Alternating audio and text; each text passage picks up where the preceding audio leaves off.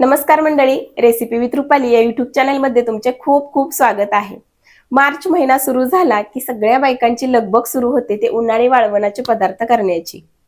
वेगवेगळ्या प्रकारचे पापड, कुरडया, लोणची, सांडगे हे सर्व पदार्थ उन्हाळ्यामध्ये करायचे, चांगले वाळवून वर्षभरासाठी साठवून ठेवायचे। आज मी सुद्धा एक उन्हाळी वाळवणाचा पदार्थ बनवलेला आहे, उपवासाचे बटाटा पापड।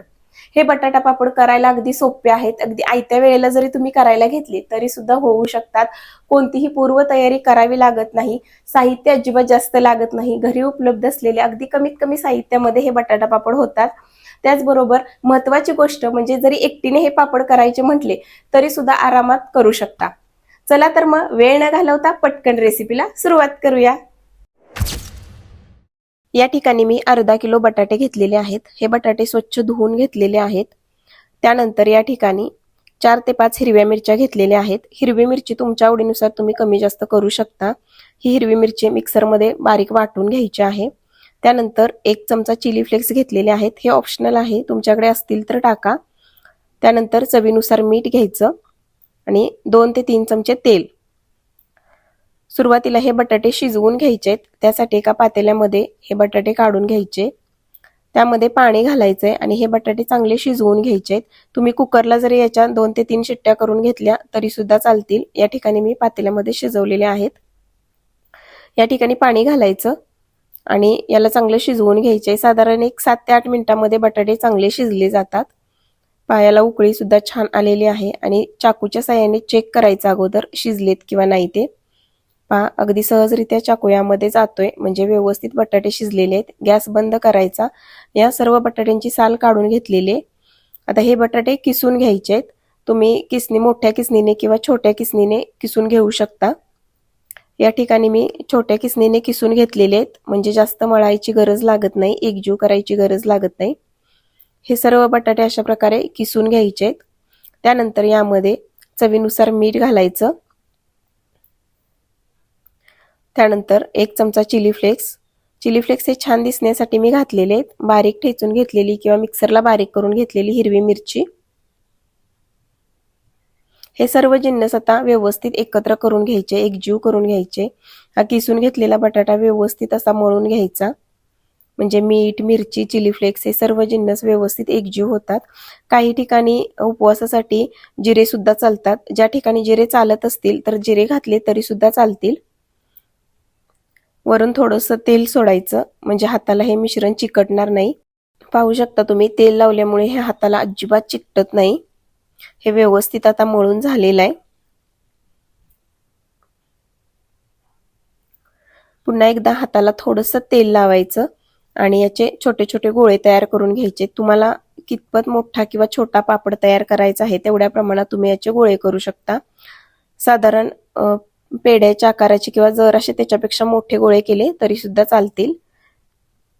पहा, व्हिडिओमध्ये दाखवल्याप्रमाणे याचे गोळे तयार करून घ्यायचे। अगोदर सर्व गोळे तयार करून घ्यायचे आणि नंतरच त्याचे पापड करायचे। हे पापड करण्यासाठी पोळपाट लाटण्याची अजिबात गरज लागत नाही, अगदी पटकन तयार करून होतात। एकटीने जरी करायचे म्हटले तरी सहजरित्या करून होतात हे पापड। पाहू शकता तुम्ही, अशा प्रकारे मी अगोदर सगळ्या गोळ्या करून घेतलेल्या आहेत त्याच्या। आता प्लास्टिकच्या कागदावरती एक गोळा ठेवायचा आणि त्याच्यावरती छोटा एक प्लास्टिकचा कागद ठेवायचा आणि वाटीच्या किंवा फुलपत्राच्या साहाय्याने व्हिडिओमध्ये दाखवल्याप्रमाणे हे व्यवस्थित असं पसरवून घ्यायचं। पाहू शकता तुम्ही, व्हिडिओमध्ये दाखवल्याप्रमाणे हे व्यवस्थित असं पापड तयार करून घ्यायचं आहे। अजिबात कागदाला चिकटत नाही, कारण या गोळ्यांना आपण अगोदर तेल लावलेलं आहे। पाहू शकता तुम्ही किती छान पापड तयार होत आहेत। दिसायला सुद्धा खूप छान दिसत आहेत। चिली फ्लेक्स टाकल्यामुळे दिसायला खूप छान दिसत आहेत। तुम्ही हिरवी मिरची जरी बारीक चिरून टाकली तरी सुद्धा चालेल। अशा प्रकारे सर्व पापड हे तयार करून घ्यायचे आहेत। हे पापड सावलीमध्ये सुद्धा सुकवले तरी चालतील। एक दिवस पूर्ण सावलीमध्ये सुकवायचे आणि दुसऱ्या दिवशी 1 तास ते 2 तास फक्त उन्हामध्ये सुकवले तरी सुद्धा चालतील। पाहू शकता तुम्ही, अशा प्रकारे हे सर्व पापड मी तयार करून घेतलेले आहेत। आता हे चांगले उन्हामध्ये वाळवून घेतलेले आहेत। आता हे तळून दाखवते तुम्हाला मी। कढईमध्ये तेल गरम करण्यासाठी ठेवायचं. तेल चांगलं गरम झालं की हे पापड तळून घ्यायचेत. एकदम कुरकुरीत होतात, कमी तेलकट होतात आणि चवीला सुद्धा खूप छान लागतात. अशा प्रकारे हे बाकीचे सर्व पापड मी तळून घेतलेले आहेत. पाहू शकता तुम्ही हे बटाटा पापड किती छान तयार झालेले आहेत. तयार आहेत उपवासासाठी एकदम कुरकुरीत असे बटाटा पापड.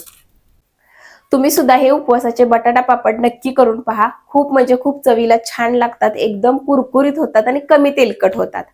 जर तुम्हाला ही रेसिपी आवडली असेल तर लाईक करा, तुमच्या मित्रमैत्रिणींना, नातेवाईकांना शेअर करा. रेसिपी कशी वाटली कमेंट करून नक्की सांगा. अशाच नवनवीन रेसिपी पाहण्यासाठी जर चॅनलला सबस्क्राईब केलं नसेल तर रेसिपी विथ रुपाली या युट्यूब चॅनलला पटकन सबस्क्राईब करा. त्याचबरोबर बेल आयकॉन प्रेस करा, म्हणजे नवीन व्हिडिओचे नोटिफिकेशन सर्वात अगोदर तुम्हाला मिळतील. पुन्हा भेटू अशाच एका नवीन रेसिपी सोबत. तोपर्यंत धन्यवाद.